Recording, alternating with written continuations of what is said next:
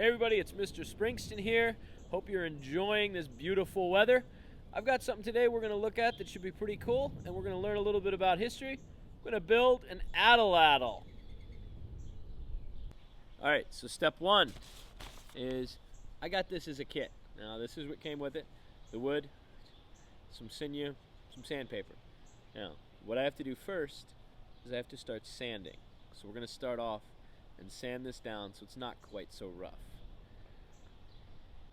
So we have our 3 different grades of sandpaper. We're going to start off with the roughest, just sanding along, just seeing if there's any edges,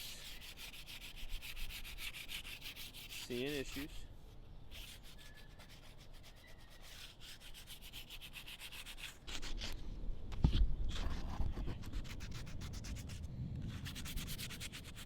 So it's pretty smooth already. I'm just sort of smoothing it out just to get it a little bit better. I think I'm going to move on to the real fine here and get a nice fine sort of feel. So we got a nice issue. Don't want to get any splinters. Got to make sure it's nice and slick so when that dart's traveling it doesn't have much resistance.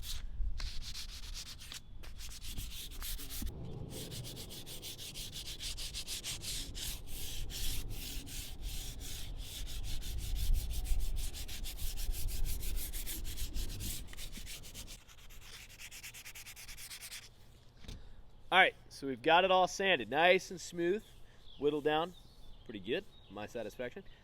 So the next thing we have to do is we have to finish it. Now, there are tons of different ways you can finish these.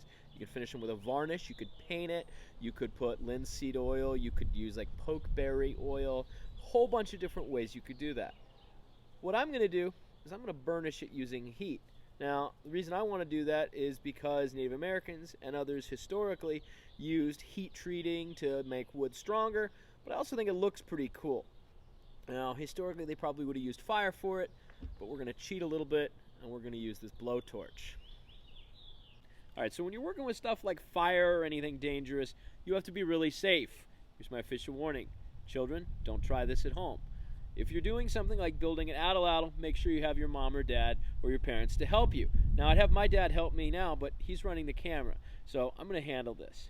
And these aren't the usual glasses you'll see me in, but they're a little bit safer. Besides, I think I left my regular glasses in the classroom. So, let's get started.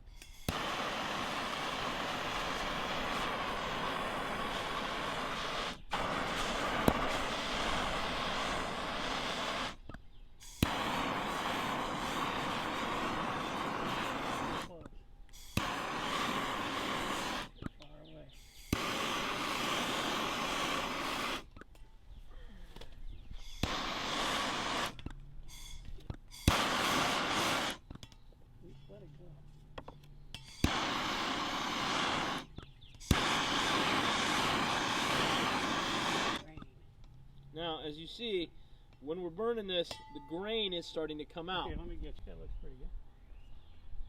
I think that looks pretty good. It's got a cool look to it. Now, we're going to re-sand it again, bring out some of these blemishes where I screwed up with the torch. Start again sort of with the medium here. Get some of these out.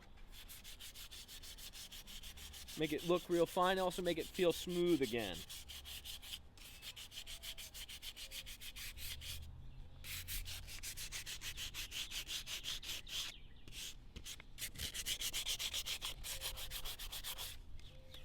Got a pretty dark spot on here. I'm trying to get a little bit of the too dark out of it. Get it back to a little bit more of that sort of lightly seared chicken color.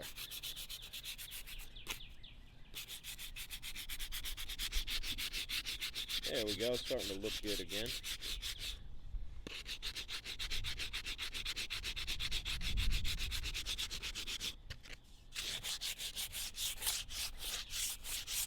I'm just going to give it a nice more once over. Make sure it feels nice and smooth again, because when it burned, it got a little more rough. I'm going to add a little more heat to the tip just because it didn't quite get done to my satisfaction.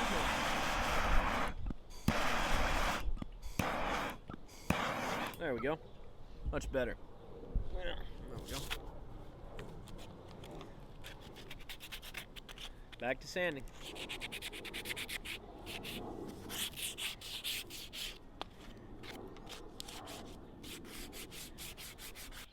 take take these guys off since we're done with the torch.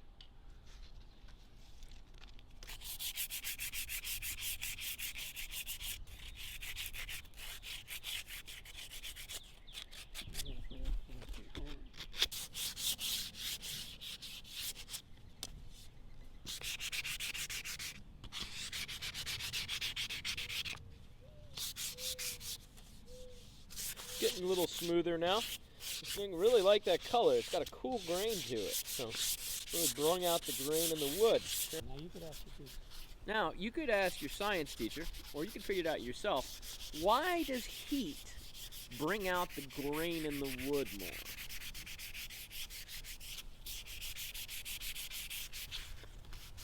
Another thing to think about is, imagine you're doing this over a fire. And the fire is not exactly as controllable as that little torch was. So you can see a lot of these things might have ended up a little bit too much on the overcooked side.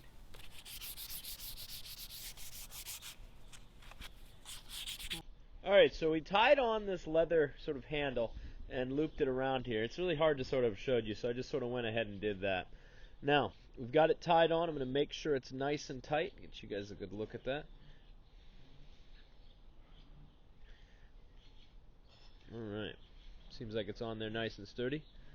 On to our next step.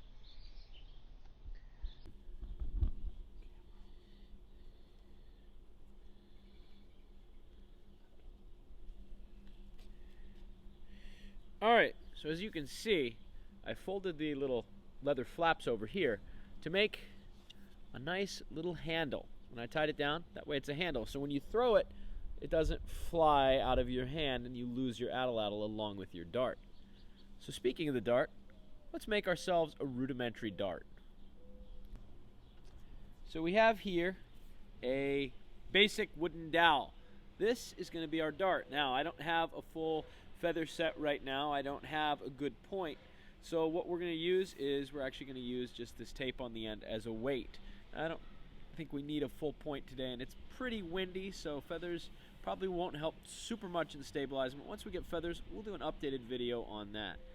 So what we're going to do is we're going to take our drill, and we've got a nice bit on here that'll give us a nice little beveled edge. So let's drill this up here.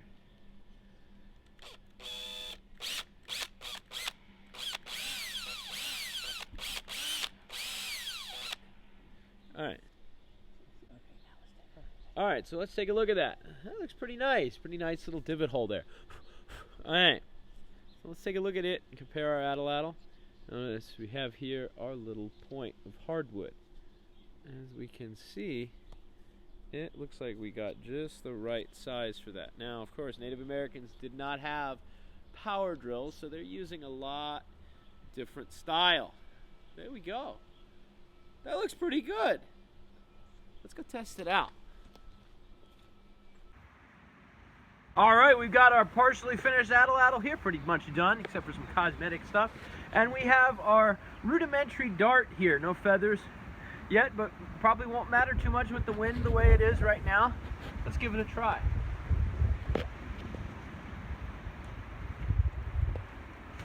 Oh! Not too bad.